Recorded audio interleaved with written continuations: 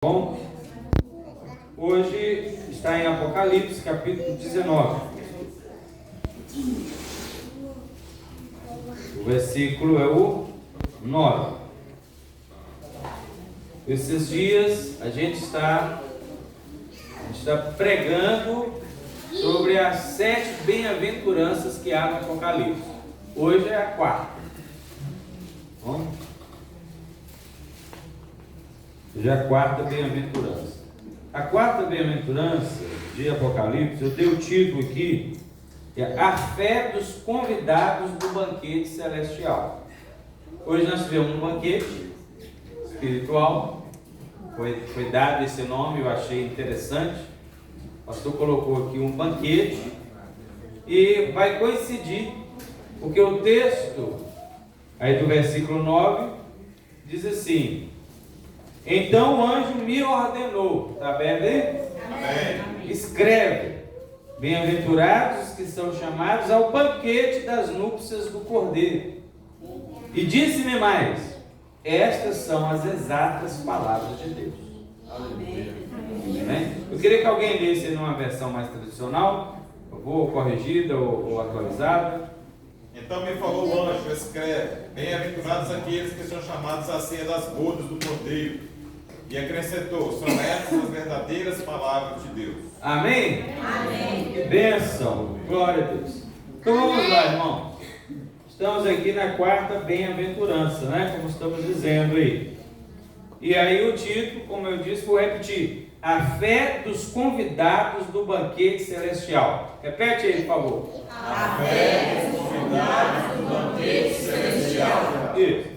Meus irmãos, essa 4ª bem-aventurança parece supor que o apóstolo João está aqui num dado momento das suas visões, em que ele viu o cumprimento desta bem-aventurança após a derrota da grande Babilônia. Os primeiros versículos deste capítulo 19 são louvores ao Senhor por causa da derrota dela.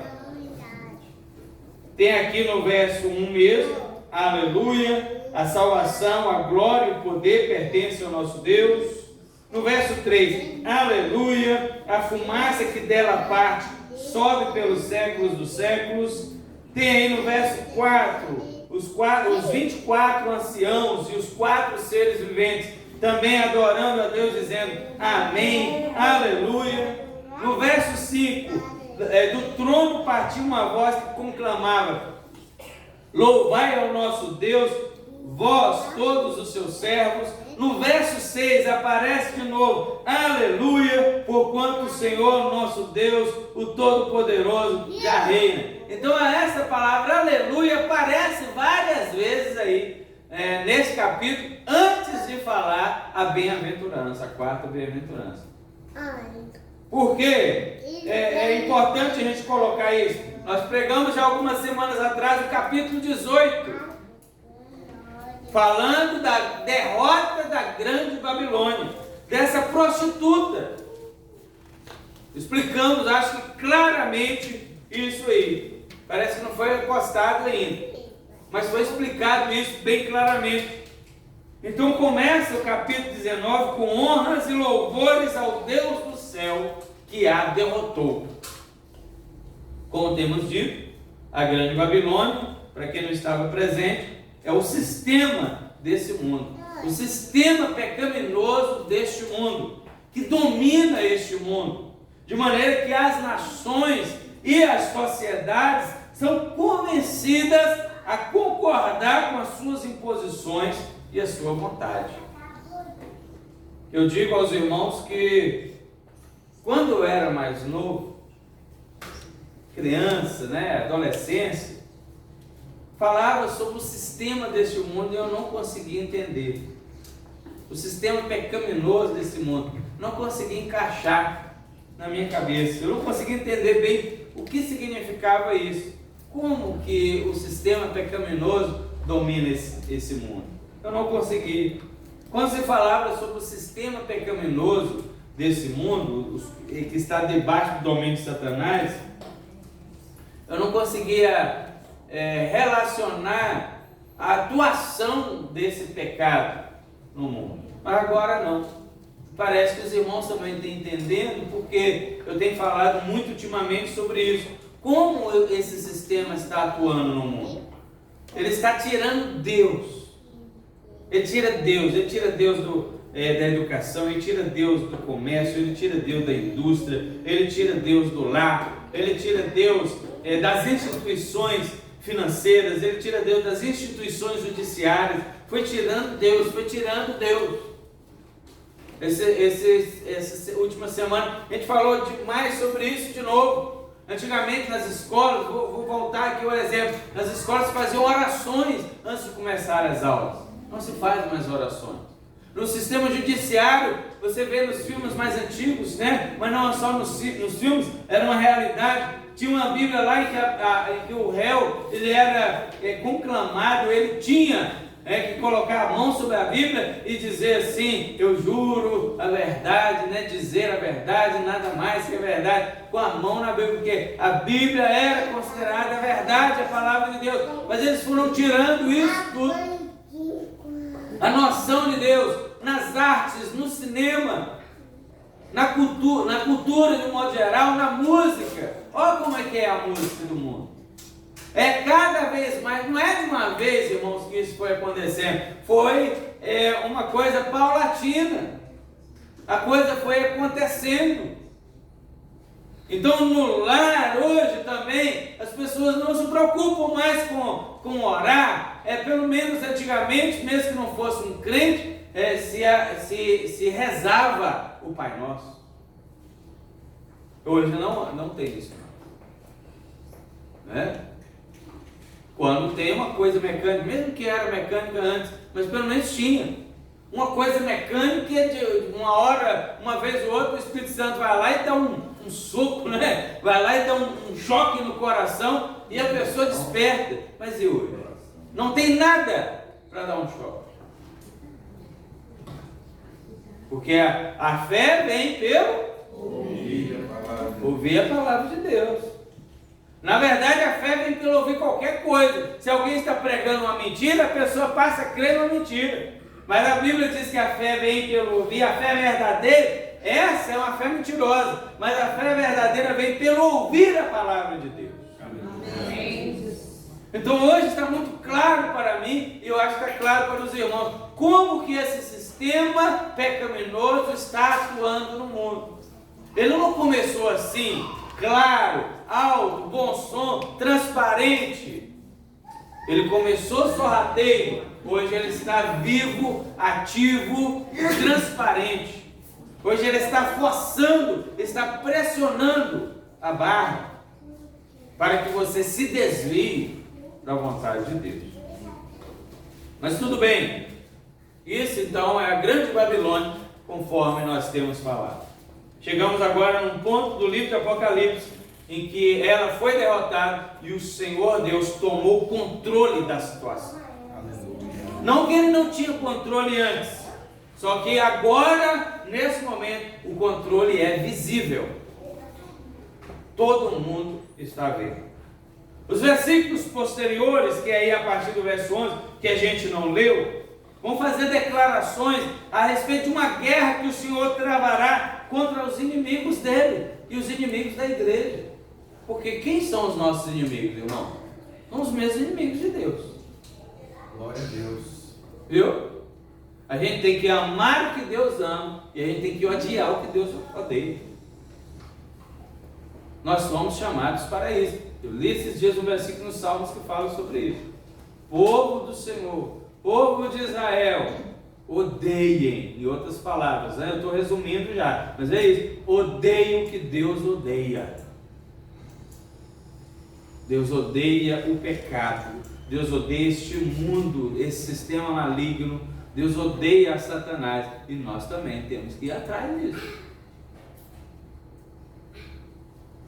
Então aqui, a partir do verso 11 até o final do capítulo 19, não é para ler agora, mas só para você se situar. Cristo vai vencer todos os inimigos. Amém. Porque as nações se juntarão, os reis da terra com os seus exércitos. os governantes da terra com seus exércitos, vão partir para a briga, junto com a besta, com o falso profeta, mas todos serão destruídos. A besta e o falso profeta serão lançados vivos no lago de fogo, os outros vão morrer, para depois ressuscitar e também serem jogados vivos, que aí a partir do capítulo 20. Mas tudo bem, mas o que aconteceu? Deus destruindo no capítulo 18 a grande Babilônia.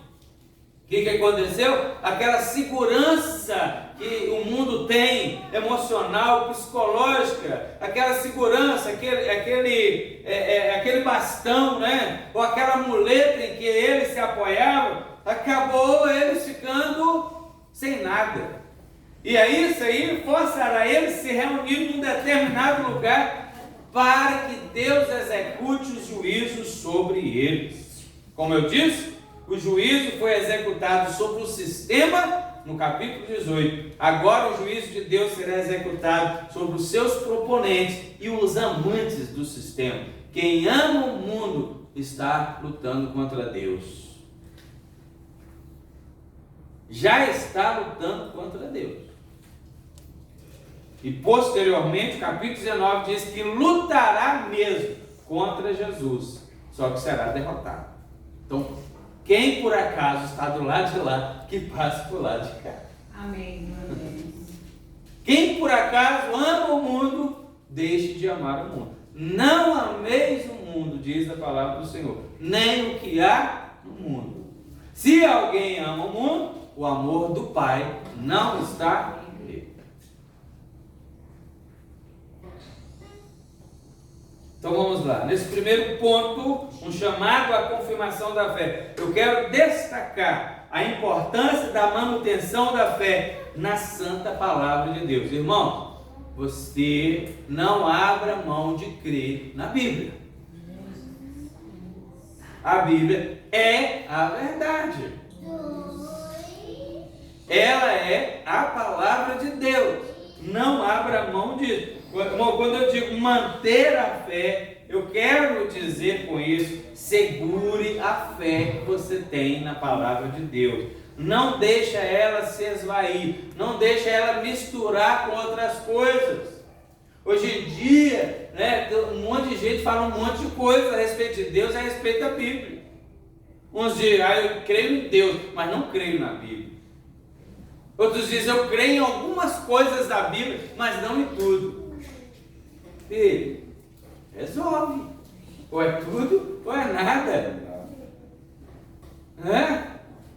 Tem um monte de opções aí, de sugestões a respeito de Deus e a respeito da Bíblia. O próprio Judas aqui, antes do Apocalipse, irmão de Jesus, que escreveu essa carta aí, no versículo 3, ele fala sobre a necessidade de se batalhar pela fé. Fala aí, seu vizinho, batalhe pela fé. Lute pela sua fé. Ela tem um sentido de lutar com todas as forças, irmãos. Porque a fé tem inimigos. A fé tem inimigos. Um desses inimigos é a falsa doutrina. O falso conceito sobre Deus. O falso conceito sobre a palavra de Deus. São os inimigos da fé.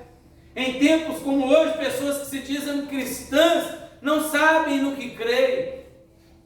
Pessoas que dizem cristãs acham que Deus é de tal e tal maneira. Ou seja, elas criaram um conceito sobre Deus na sua cabeça que que não está condizendo com Deus bíblico.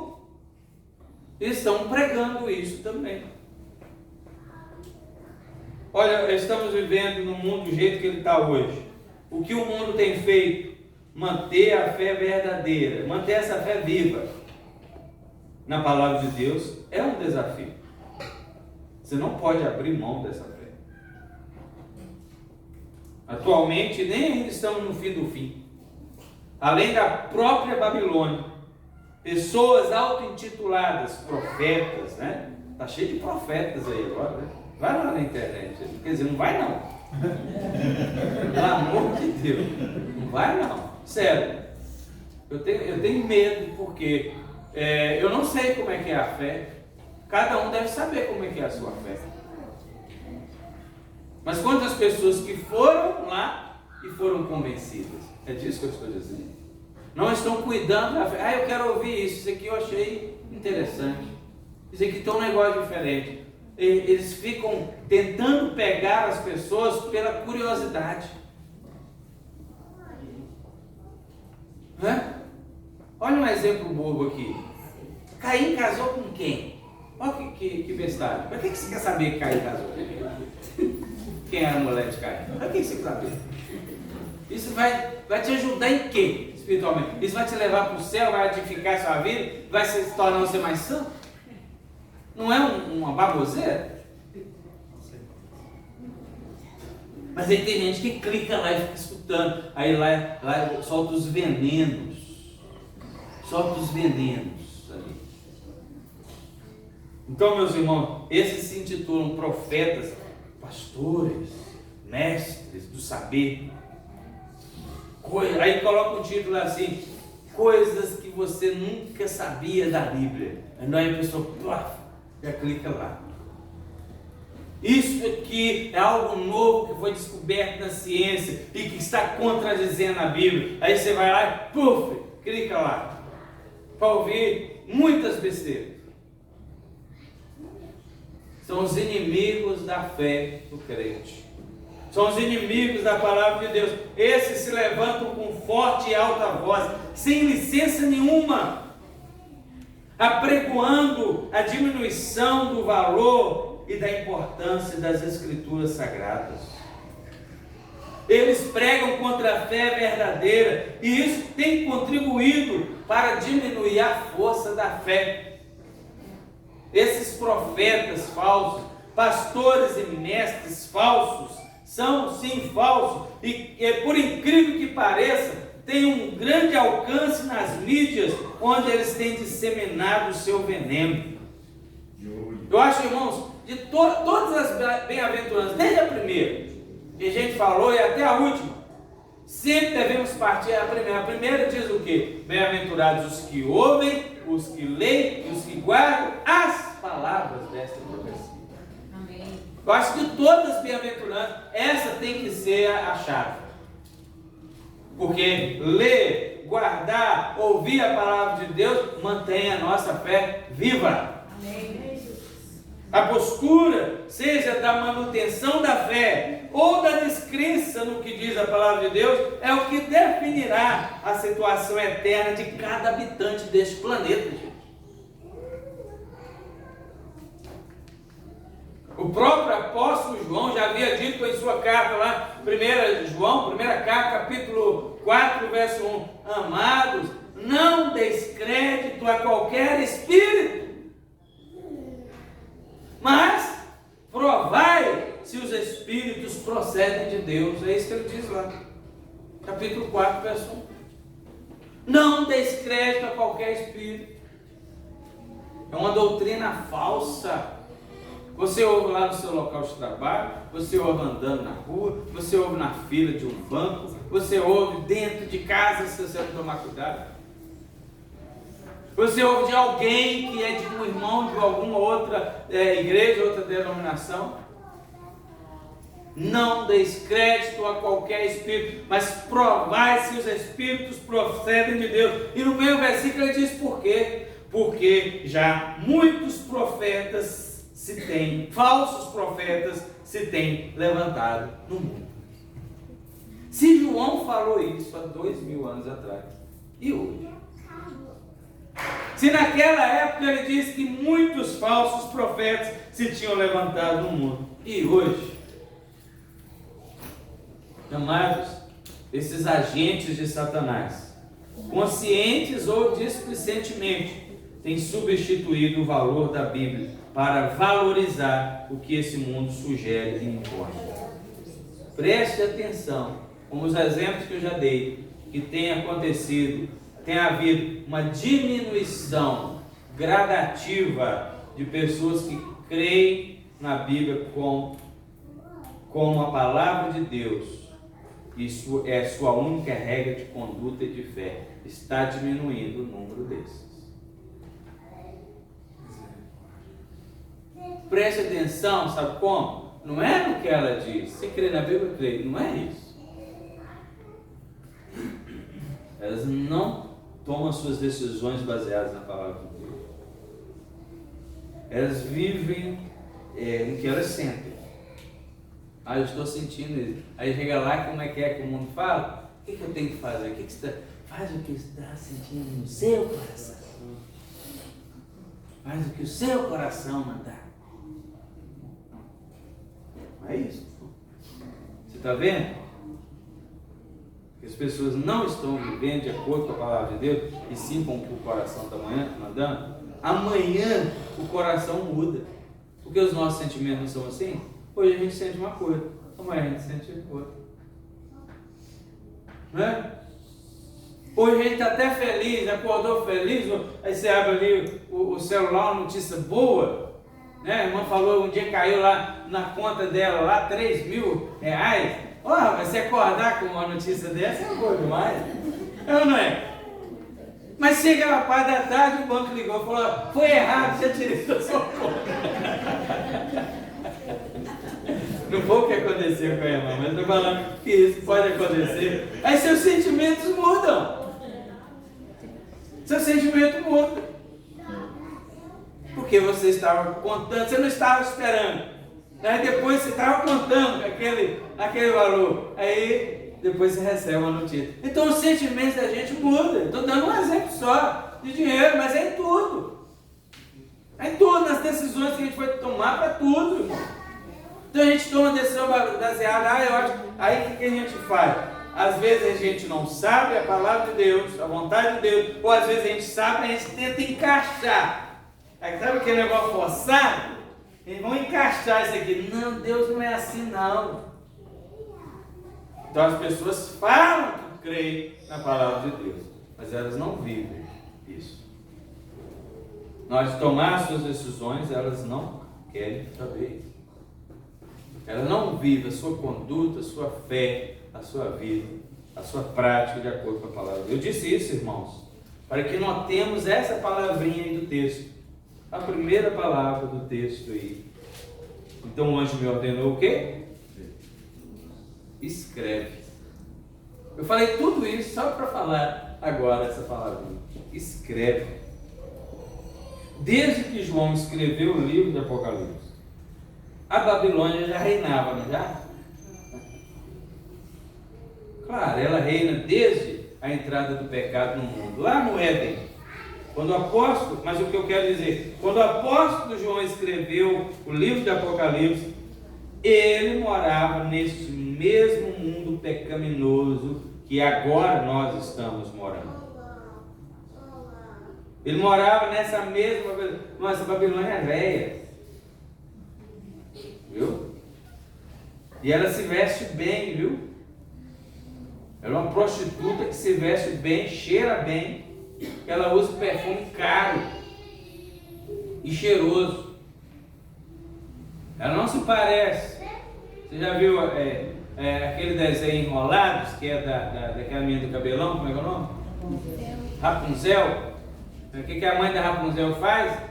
Ela pega o poder da Rapunzel. A mulher tem uns 300 anos, mas ela fica jovem pelo poder da Rapunzel. O poder do cabelo grande. Quando corta o cabelo, aí ela se desfaz no desenrolado do filme, do desenho. Ela vira pó porque ela já tem séculos de existência. Essa Babilônia é assim. Quando Deus julgar ela, como vai fazer, o capítulo 18 diz, ela vai se esvair em pó.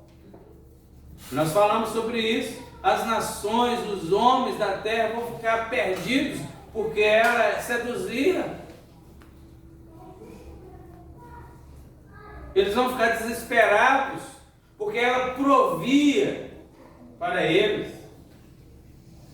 Provia os recursos financeiros, ela provia os prazeres. Então ela tem esse tanto de tempo, desde que o pecado entrou no mundo. Vamos colocar uns 6.000 anos aí.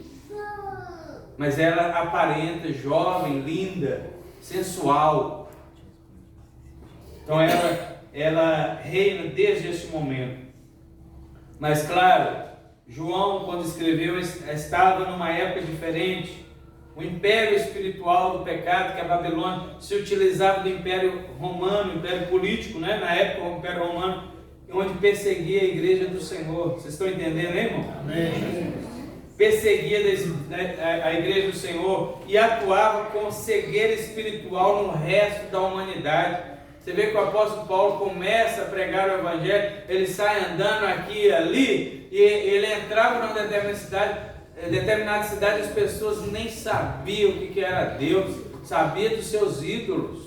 Era uma cegueira espiritual geral. Então ter algo escrito que o próprio ser celestial lhe mandou escrever é imprescindível para o sustento da fé da igreja de todas as épocas. Está aqui, irmão, escrito. Ninguém, você pode vir aqui, está escrito. Não é porque eu estou falando, não é porque o pastor está falando, não é porque fulano do ano passado falou, do século passado falou, de 500 anos atrás falou. Não, há 2.000 anos isso está escrito. Escreve. Amém. Glória a Deus. Está aqui, está sustentado desde a pena que ele usou para escrever. Escreve. Estando registrado, a conotação de seriedade aumenta. Não é uma coisa que foi passada de boca a boca, como eles querem inventar por aí. A Bíblia foi de boca a boca, a Bíblia foi escrita por homem. Irmão, não importa, foi escrita aqui, homens santos, inspirados por Deus. Ele falou assim: o anjo do Senhor me ordenou, escreve. E eu escrevi até isso. Escrevi até isso. Escreve.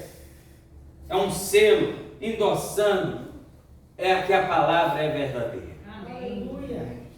Glória a Deus. Então, como eu já disse, igual o apóstolo João viveu nesse mundo controlado por essa Babilônia, esse sistema maldito, nós também. Cada vez mais, meus irmãos, temos tido, pouco motivo para encontrar verdadeira satisfação nesse mundo, Encontrar alegria nesse mundo. Cada vez mais, menos alegria, menos satisfação, pelo menos o povo de Deus está tendo. Além disso, a própria Babilônia, esse sistema maldito, está pressionando a igreja, porque a igreja sabe a verdade sobre ela. Está nos pressionando. Você sente a pressão? Não. Você não sente a pressão? Não. Para você falar hoje, você tem que escolher as palavras. Porque todo mundo vai para cima de você. É o sistema maldito da Babilônia. Até que você olhar para um lado, independente da maneira que você olha, todo mundo vai para cima de você. Você tem que ter cuidado. É o sistema maldito da Babilônia. Sua reação ao ver um pecado é exposta ao ridículo no meio deles. Você está vendo um pecado, você não pode falar nada, você não pode, tudo bem, você não fala, mas você não pode ter uma determinada reação, mas o que é isso? É o conformismo dessa Babilônia já na mente dessas pessoas. Você está vendo? Está vendo que nós devemos ter cuidado para não cair nessa? Porque ao cair nessa, significa que a fé está diluindo e diminuindo. Tudo isso e muito mais, a Babilônia vai como que pressionando, rejeitando os amantes do bem, da justiça, do direito e do amor, rejeitando, jogando para longe, excluindo, escanteando. Só há um jeito de não ser escanteado. É se a gente se adequar a ela.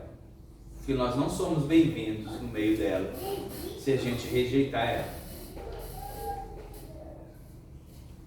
Ela rejeita, torce o nariz, para a igreja, porque a igreja não aceita a Babilônia. Continue não aceitando a Babilônia. Fala para o seu irmão, não aceita a Babilônia não. Mesmo quem não é cristão, alguns que ainda não são cristãos ou que não são mesmo, mas mesmo assim tem um nível de moral, de ética, ela também não gosta, né? Muito mais sendo cristão, porque o cristão ele tem um adicional, o homem perfeito, Jesus Cristo, sem dizer nada, acusa ela de dia e de noite. Ela se sente incomodada, porque ela é má, ela é perversa, ela é mentirosa, ela é prostituta, e ela dissemina isso. Ela fica incomodada com a santidade e a perfeição de Jesus. E assim todos salvos. Nós também não estamos vivendo buscando a perfeição, buscando parecer com Jesus, buscando ser santificados. Ela não nos vê com bons olhos. Ela acusa, ela inventa mentiras, ela faz fofoca. Mas você segue firme, irmão, buscando o aperfeiçoamento e a santificação da sua vida.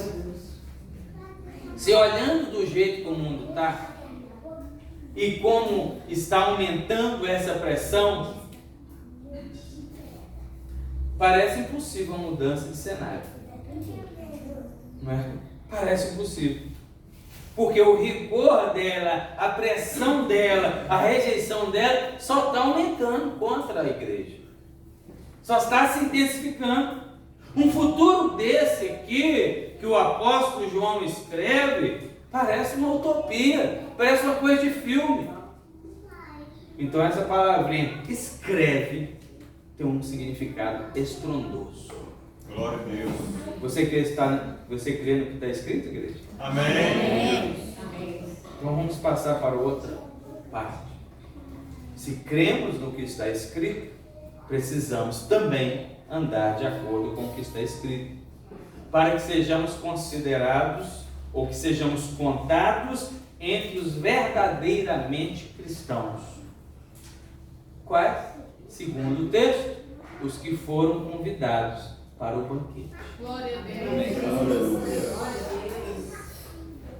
Viu? Agora, a bem-aventurança propriamente dita entra em cena, porque ela está se referindo a esses convidados. Quem são os convidados? Os que estão mantendo a fé na palavra de Deus. A noiva do Cordeiro, os convidados, a noiva, a igreja, é tudo a mesma coisa, tá, irmão? Os convidados. Como estamos insistindo em falar sobre guardar a fé na santa palavra do Senhor, aqui entra mais uma imagem que, quando crida, exulta em muito o coração do salvo. Eu já posso perguntar: você foi convidado para essa ceia? Amém. E o resto que não falou? Está na cruz? Eu vou fazer de novo essa pergunta. Você foi convidado para essa ceia? Amém. Que maravilha, agora eu fiquei feliz. Eu achei que ia ter só eu mais uns 5. Outra pergunta. Você que foi convidado para a ceia do Cordeiro, como é que você se sente com esse convite? Como é que você está sentindo? Como é que está o seu coração? Você tem um convite para essa ceia. Vamos ler de novo aí. Bem-aventurados os que Foram chamados ao banquete das núpcias do Cordeiro. Vamos, os que foram chamados para o banquete das núpcias. Outra versão, os que foram convidados. Aleluia. Você é convidado, irmão. Olha que privilégio, danado. Você que foi convidado para a ceia. Glória a Deus. Aleluia. Você foi convidado. Obrigado, Senhor. Isso enche o coração de alegria? Glória a Deus. É isso mesmo. O que eu quero dizer, ó, queridos irmãos, é que as pessoas convidadas para essa ceia já vivem cheias de alegria. Aleluia.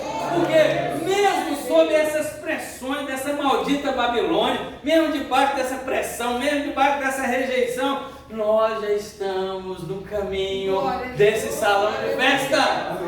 Aleluia! Aleluia! É assim que ocorre. Quando você vai convidar, semana passada nós fomos no casamento, na outra semana nós fomos no casamento. Como é que você sai para ir quando você é convidado numa festa de aniversário, numa festa de casamento? Enquanto você está a caminho, você está se preocupando, principalmente das irmãs. Será que essa roupa está boa? Será que a vestimenta está apropriada para o evento? Como é que está meu cabelo aqui? Vai lá, olha lá no espelhinho, o penteado, o perfume ainda está cheirando, ele não venceu. Não é verdade? Pensamos, quem será que vai estar lá? Com quem nós iremos conversar? Qual conversa teremos? Que comida que vai ter na festa? Será que vai ter coxinha? Será que vai ter Coca-Cola? Glória a Deus. Não é assim? Falando nisso, eu me lembrei que agora do meu casamento, né? Isso há quase 100 anos atrás. A família da minha esposa, ninguém era crente, claro, só os irmãos, né? O Preto e a Almerine.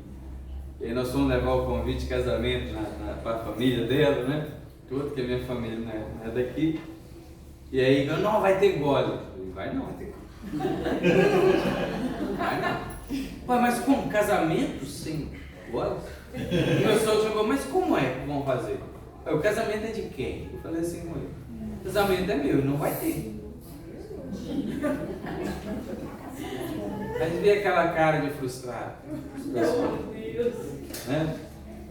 Mas lá no céu, irmão, vai ter alegria, glória a Deus, comida e bebida que alegram e que jubilam ao Senhor e aos seus filhos. Amém. Amém. Glória a Deus. Então, e nós vamos encontrar com pessoas para a gente conversar lá. Quem você quer encontrar? Né? Tem um monte de gente. Tem gente que quer encontrar com o irmão Francisco. Né? Tem outros que querem encontrar com Davi. Né? Tem outros que querem encontrar com o apóstolo João, que escreveu esse negócio aqui. Vamos sentar e vamos conversar. Glória a Deus. Então, tudo, enquanto nós estamos indo para a festa, né, eu fico, aí lembrei de outra coisa, de casamento, né? Enquanto a noiva, né, no casamento normal aqui, a noiva preocupa o vestido, e a festa, e a decoração, e a igreja, e o pastor, e os convidados, e o pessoal, a dama de honra, né, as testemunhas, será que vai estar todo mundo lá? O noivo fica assim, será que vai ter coxinha?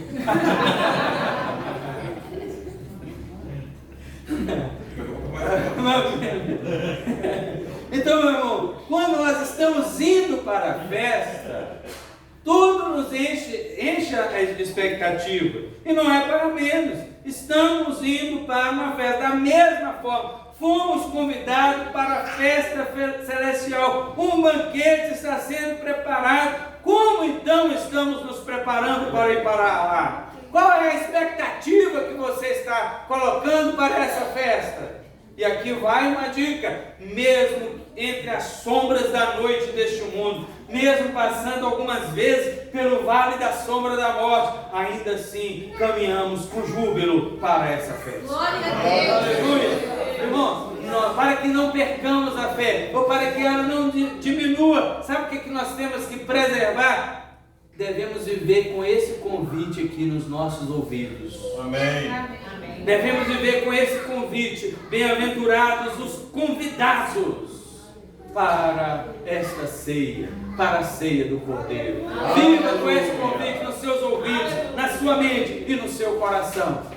Então, quando o mundo pressionar, quando essa Babilônia achar ruim de alguma coisa, não, eu estou indo para uma festa. Eu fui convidado para a festa celestial. Alegre, porque você crê nesse convite. Glória a Deus. Foi a primeira pergunta que eu fiz. Você creu nesse convite? Você foi convidado. Aleluia. Tantas vozes no mundo tentando nos dissuadir. Algumas vezes essas vozes da Babilônia, ela usa, né? Ela usa lá pessoas e diz que esse convite nosso é uma farsa, né? Você está vendo como é importante a manutenção da fé? Tudo que eu quero falar hoje tem a ver com fé. Ela diz que é uma farsa, que não é verdade. E nos oferecem outros convites.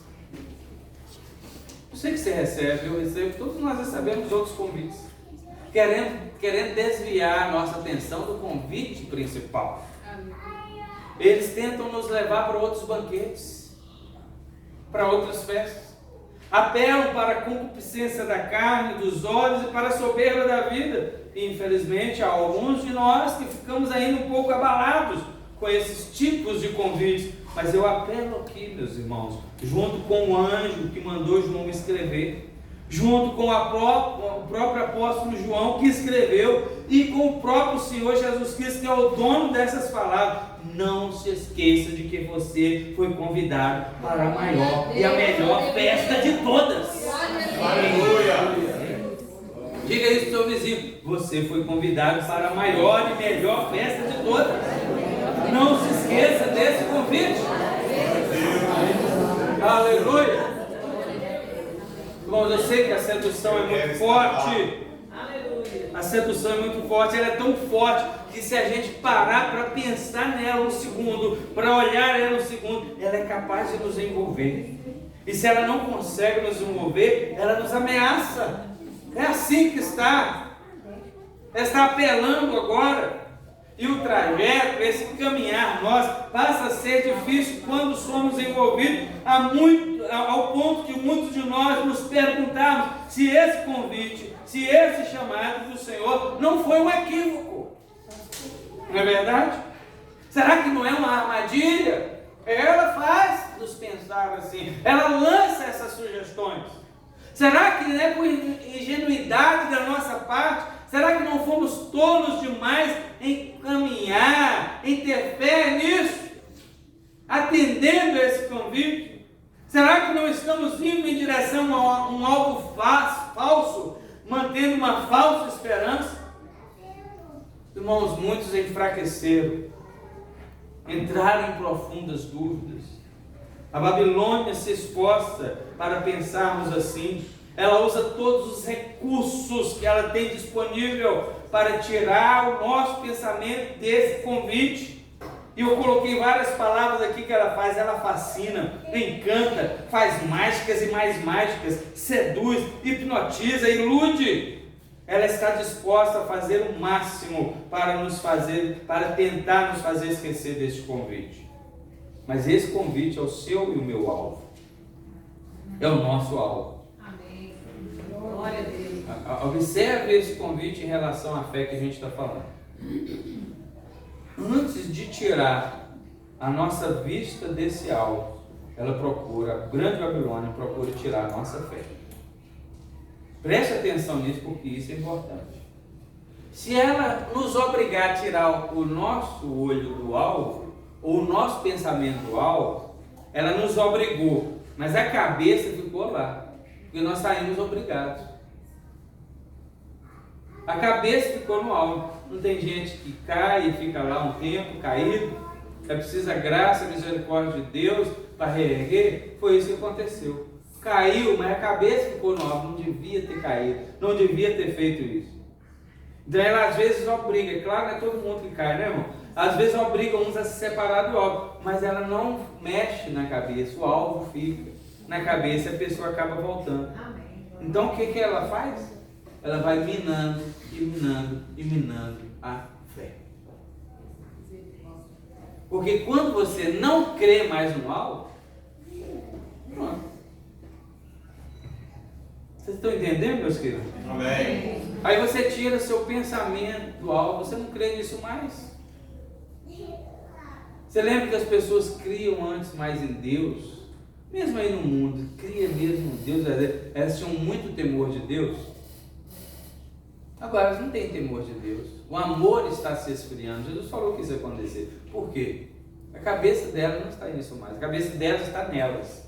Eu tenho que me dar bem, eu tenho que ser bem sucedido. Se eu não conseguir de um jeito, eu tenho que conseguir de outro. Se não for desse jeito, vai ter que ser de outro. Eu não vou abrir mão disso, não vou abrir mão daquilo.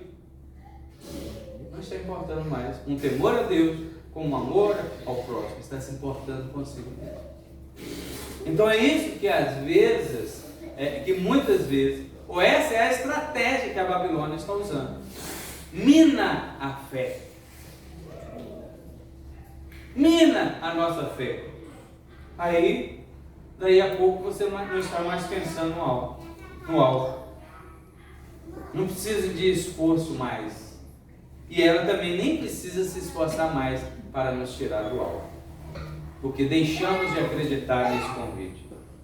Irmãos amados, mantenha a fé no que está escrito, viu? Amém. Você é bem-aventurado. Amém.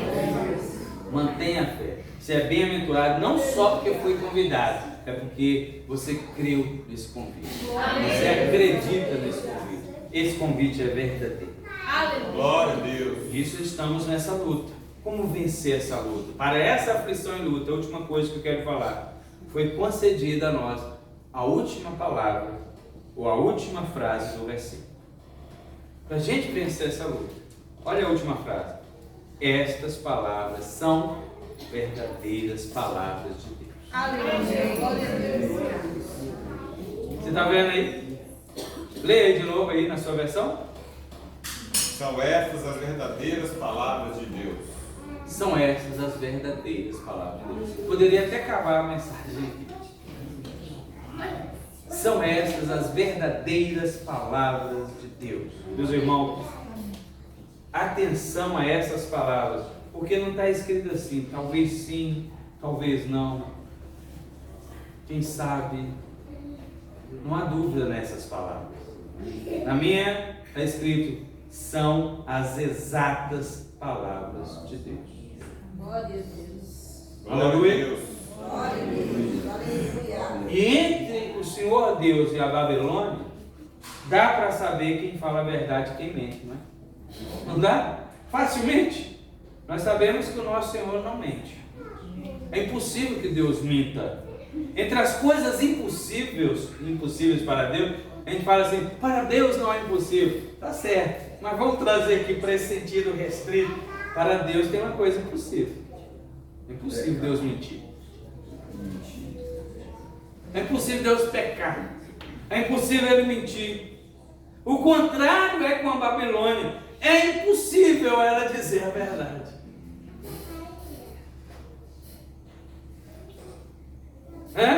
Ela não sabe dizer a verdade. É a natureza da Babilônia, porque ela está sob o domínio do pai da mentira.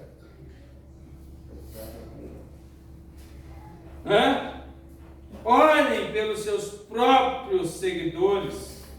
Olhem pelos próprios seguidores, amantes da Babilônia. Quem ama esse mundo, eles gostam da mentira, eles estão amando a mentira. Eles estão se deleitando na mentira. Eles estão se satisfazendo com a mentira. Eles sustentam a mentira até o último grau, enquanto eles podem. Depois que não podem mais, inventam uma outra, mesmo que contradiga a anterior. Mas eles ficam ali, eles vão vivendo assim.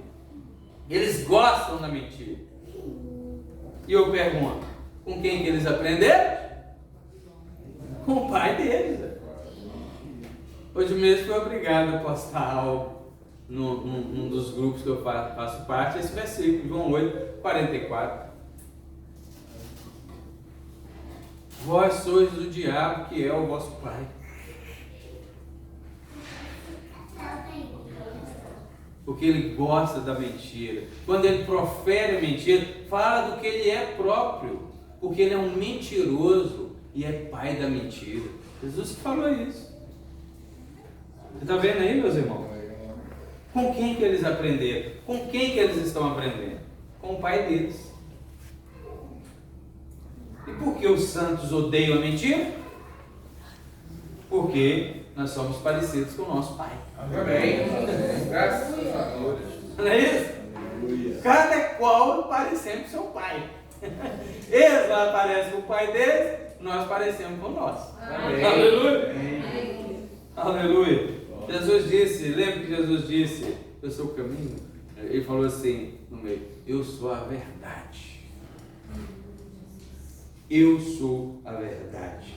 Ele disse a Pilatos em João 18:37, todo aquele que é da verdade, ouve a minha voz.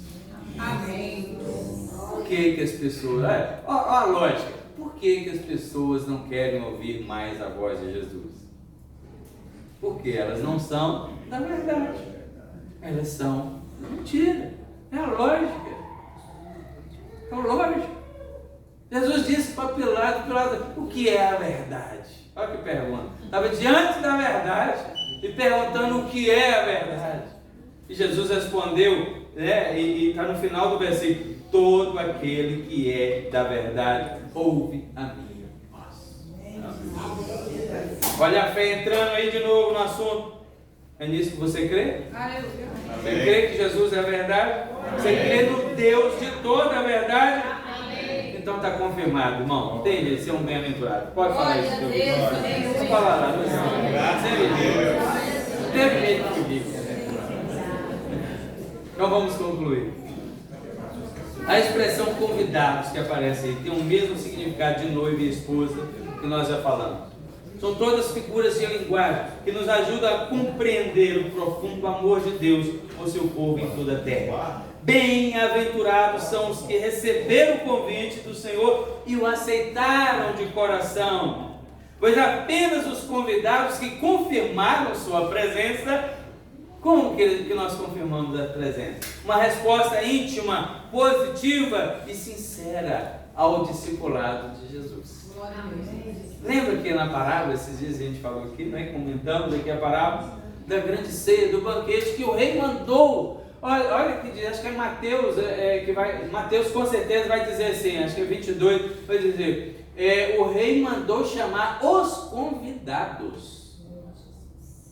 Olha que detalhe. Eles já haviam sido convidados antes, o rei mandou chamar os convidados, mas eles começaram a se desculpar. Olha aí, é um detalhe. E não era o nosso caso, porque quando nós, a igreja do Senhor, foi convidado, aceitou o convite, disse sim para o convite no coração, então esses estarão presentes no banquete do Cordeiro. E o anjo aqui está assegurando que essas são as verdadeiras palavras de Deus e que, portanto, a promessa dessa festa maravilhosa se cumprirá com toda certeza. Amém. Amém? Fique de pé. Louve o Senhor e nós vamos